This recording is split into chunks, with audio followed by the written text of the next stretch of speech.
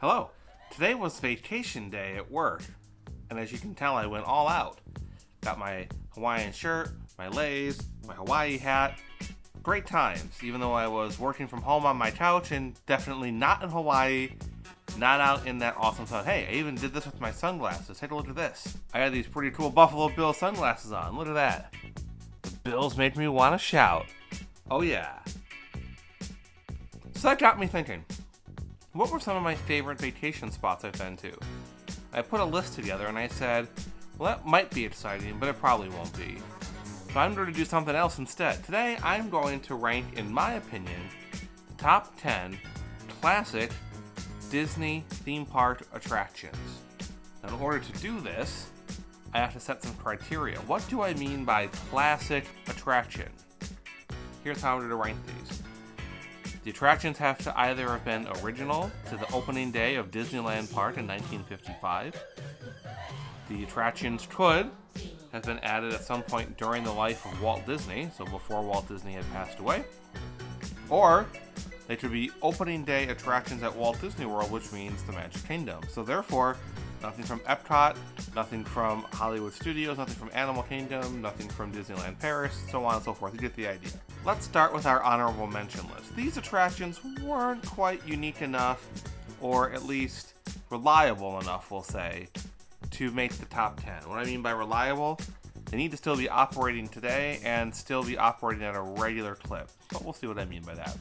My first honorable mention, Dumbo.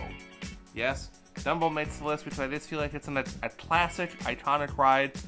But there's really nothing special about it, and pretty much every theme park in the world has a flying ride where you have a lever and you go up and down and up and down, but the flying elephant and it's Dumbo and it's magical and whimsical and everything.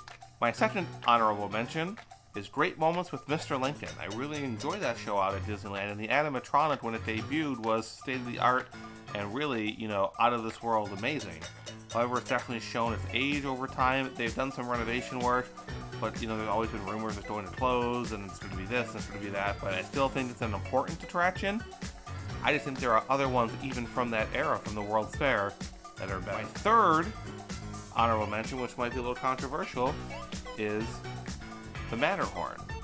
Now, I like the Matterhorn a lot, don't get me wrong. This is at Disneyland Park in Anaheim. I think it's amazing, but I kind of geared my list towards things that the entire family can do together. If you're going to spend a day at Disneyland doing things together, Matterhorn isn't necessarily a ride for everybody. There's lots of things in terms of high speeds. It's a roller coaster. Sometimes there's been some maintenance issues with it as well too, but overall, great ride. Final honorable mention, sadly, this is like my number 11. It just missed the cut. The Country Bear Jamboree. Again, I love the Country Bear Jamboree. I love Big Al. I love the gang, right? There's always so many problems with it. There's always so many rumors that are closed. But if I was to expand this list plus one, this would be my plus one. The only one remaining is at Walt Disney World. I hope it's there for a long time. It's a classic attraction. But enough about the honorable mentions. You came for the top 10, in my opinion. So let's start it out with number 10. Number 10, the Disneyland Railroad. Yes, both parks, Disneyland and Magic Kingdom, have a railroad, but I chose Disneyland's railroad for this reason. You ride through different scenes. You go through Primeval World, you go through the Grand Canyon, you even ride through Splash Mountain at one point. It's a really awesome part of the ride, and now it's been rerouted again, so going through the Rivers of America, you kind of go on the backside of Galaxy's Edge. Can't really see much from it, but still, they recreated this nice little vista back there to fix with the rerouting. It's wonderful. It's so iconic, isn't it, when you walk into either Disneyland or the Magic Kingdom and the train station greets you and the train is there, steam engine. But the Disneyland version, the Disneyland Railroad, is my top 10. It's an important artifact of Walt Disney. He did the mini trains in his backyard. It was an essential part of the park, and it's my number 10. Number 9 is another train, the most iconic, I think, of them all. The Highway in the Sky, the monorail, right? Who has not been to Walt Disney World and hasn't ridden the monorail? It was all around the resort. Everybody loves it. You can go ride on it for free. I know sometimes when I'm not going to the parks or anything, I just drive over there. I park at Disney Springs. I jump on a bus and I take the monorail around the resorts to see things. I just love the monorail. The sound of the doors opening and closing, the different colors, the stations, the riding, like I said, high in the sky. It's awesome. If the one at Walt Disney World needs some work and repairs, yes, it does. However, it's so iconic, I hope that it never gets phased out. And of course, the very first ride we get to Orlando is the Orlando Airport version, the automated people mover. So the monorail is an important part. The Simpsons did a great episode about monorails, right? So it's ingrained in our culture now, the monorail. And both versions, the Disneyland and the Walt Disney World one are my favorites. I love seeing, especially on South Harbor Boulevard, when you're outside Disneyland, you can see the monorail working its way around the park. You know you're someplace. Number 8, it's one of those World's Fairs attractions, and that is the Carousel of Progress. Now, when it was originally in its first incarnation, if you will, it was at Disneyland after the World's Fair, and then it closed, and then it relocated over to Walt Disney World. But it makes the list because Walt Disney worked on it, and he was very proud of it. Remember, there's a great big beautiful tomorrow shining at the end of every day. How can we not love that message right now with what we're dealing with? Still at Walt Disney World, I don't think it's very popular. They do show a pre-show there when you're outside and kind of see how Walt and the Imagineers made the attraction and its significance. So it shows a little bit of history there. It revolves and it goes around to different scenes. You've never been in it, so the next time you go to Walt Disney World, if it's something you skipped, take some time for the Carousel of Progress. You won't regret it. And number 7 is the Enchanted Tiki Room. No, not the Enchanted Tiki Room under new management with Yago and all that. The original, the classic. It's originally going to be a dinner show, and the birds were going to talk and do all these different things at the dinner show, but Walt realized it was just too chaotic and you were going to miss out, so they turned it into the attraction we know and love today with all the different songs right in the Tiki Room. How can you not love it? All from an inspiration from Walt having a little bird in a cage that he picked up on a trip, I believe, to New Orleans. And, next thing you know, we've got the Enchanted Tiki Room. Wonderful, not to be missed attraction, just fun. They just don't make these simple things like that anymore. Everything is big screens now, 3D, motion, spinning, all sorts of stuff. But you're not really in an actual physical set. These are still in there. You can feel that you're a part of this attraction. So coming in at number 6 is Snow White's Scary Adventures. And the only one that's left of this one is at Disneyland, because they redid the one at Walt Disney World and now it's Seven Dwarfs Mine Train. But the original dark ride where you get into a mine cart and you go through and you see the different scenes from the movie and the music, it's awesome, it's scary, it's still family friendly, but you have the witch out there doing her thing, you got the dwarfs trying to help Snow White, that ultimately at the end the prince shows up and everybody lives happily ever after. So just one of those great rides, even though it's a little spooky, a little scary. But that first animated full-length picture of Snow White and the ride-through, without that movie, we probably don't have Disney as we know it. We probably don't have a Disneyland then. That ride, just for that reason, is really good. I love at the Disneyland version out in Fantasyland. Above, you got the Queen opening up and looking out at you. It makes it even a little bit more foreboding. So my number 6, Snow White. So that means we are at the top 5. My number 5, Mr. Toad's Wild Ride. It's still in existence at Disneyland, no longer at Walt Disney World, but it's still in existence. This is just a fun, goofy ride. You get in your little car, you go all over the place, you crash into stuff. It has a great exterior for the queue as well, too, with Toad Hall. I mean, what's not to love? Just classic, fun, great sets, exciting. You get run over by a train essentially. There's all sorts of spooky little even demon things at the end. So a lot of fun. I wish that it was still at Walt Disney World in Florida, but at least you can ride it at Disneyland. Coming in at number 4 is another Fantasyland classic, Peter Pan. This ride always has ridiculous lines no matter when you go. Fast passes are usually sold out for it very quickly, but it's one of my personal favorites as well. There's just something about getting in your little pirate ship and you take off and then you're flying out the window and over London.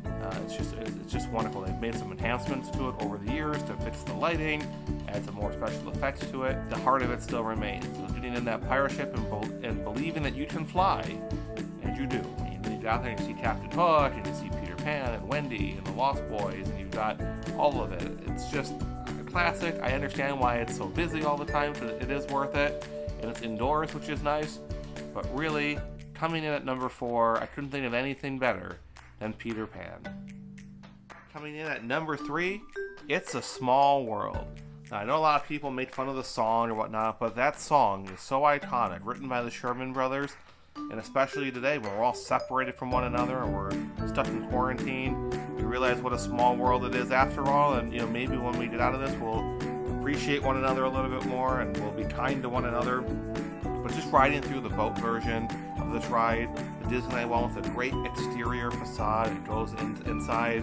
In recent years, they've added some Disney characters to it, which really makes it kind of fun trying to spot where they are. The Walt Disney World version, indoors completely, very nice. But, you know, this is just, you know, the happiest cruise that ever sailed. You go through and just, I love the costumes. You know, Mary Blair's artwork style is outstanding. It is a true classic all around. It is not to be missed. And Christmas time, they light up that exterior of the Disneyland version, and it is magnificent. It's in the back of the park, all the Christmas lights, the little Santa hat on the clock that's going back and forth. I mean, it is truly outstanding. Coming in at number 2 is Pirates of the Caribbean. This was Walt Disney's last attraction. And sadly, Walt Disney never got to see this attraction open at Disneyland. He died about 3 months before it opened. Like I said, this was the last ride that he personally had worked on. He just never saw it all the way to completion. So it's still a special ride, though, for sure. Some controversy with this ride.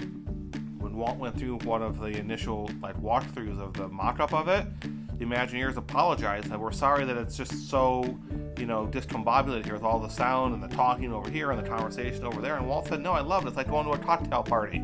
You get a little bit here, a little bit there, and you have to ride through it multiple times to kind of pick up everything.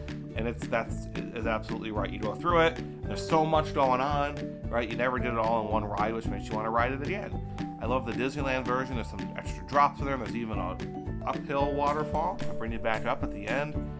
There's all sorts of different ghosts and skeletons and things like that, and especially in the Disneyland version. Disneyland version's also tied in with a restaurant, the Blue Bayou restaurant, which I love to eat at. You sit on the edge of the water there as the boats float by on the way onto their journey. The Walt Disney World version's cool too. You go to a fort and all sorts of things like that. So they're both classic rides, don't get me wrong. But I think I like the Disneyland version just a little bit more. If you like this video, make sure you subscribe. It keeps you in the loop for all of the other videos that will be coming out. Give this one a like. Big thumbs up if you like this one so I know that you liked it. Lets me know that you were watching it and lets me know to make more content like this. And of course, if you want to really be kept in the loop, ring that notification bell so you know exactly when my videos come. But we need to look at what the number 1 is. It should be pretty obvious at this point, especially if you know me. The number 1 classic attraction, without a doubt, the Haunted Mansion. It was originally on the design for Disneyland. It didn't quite make the cut. There's a whole other area that they were going to build as well too, but it made it there at the end. Now the Imagineers wanted it to be more of like a decrepit, falling apart building, and Walt said no, there are no buildings like that in Disneyland. And so he said, we'll take care of the outside, we'll let the ghosts do whatever they want to do on the inside. So we have that nice stately manor in New Orleans Square, which, you know, belies a foreboding atmosphere within. Classic characters, classic music, classic lines. It has classic wallpaper. Everybody loves the wallpaper. You might say, why do I have a box? Well, in the box is a classic ride vehicle. A Doom Buggy, right? How do you not love the Doom Buggy? And like I said, it has classic lines such as these.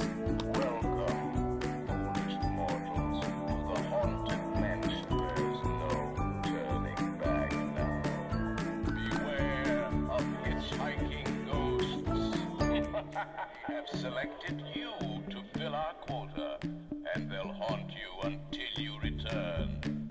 Now the rides are different enough at both parks that it's worth visiting both attractions. A little bit different now. The necessity of the stretching room at Disneyland is because we need to go underneath the berm. So the stretch room is actually truly an elevator, which you then descend and then you walk underneath the berm where the railroad track is as well too. So you're kind of technically then outside the park, and that's where the show building is for the ride. Disney World didn't need to worry about that. They have plenty of land, but yet they still kept the stretching room because it's such an iconic part of that ride. We have great characters, like I said, from Madame Leota, which is where I get the name for my cat, to the 3 hitchhiking ghosts, and beyond. The ghost host himself, the disembodied voice that guides you through the mansion. You have all the great tombstones out in the front. Just absolutely classic. You can't get better than that. It's the pinnacle of Disney storytelling, in my opinion, even though it's a little bit discombobulated because, you know, the project ran into some issues, and we kind of see the first half of the ride where it's dark and scary. You know, that's really the influence of one Imagineer, and then we see the graveyard scene beyond what's a little bit more goofy and happy. That's the influence of another Imagineer. So they kind of were able to meld them together and create what, in my opinion, is the classic Disney attraction not to be missed. Alright, so there you have it. My top 10 with a few extras as well, too. How'd I do? Do you agree? Do you disagree? Did I miss something? Let me know in the comments. I'd love to hear what you think are those top 10 classics. Remember, you can't fit things like Spaceship Earth, Splash Mountain, Expedition Everest, Rise of the Resistance. Those didn't exist in the era I'm looking at. Maybe I'll look at those a little bit later, but this one was focused just on those classics. So with that, I'm off.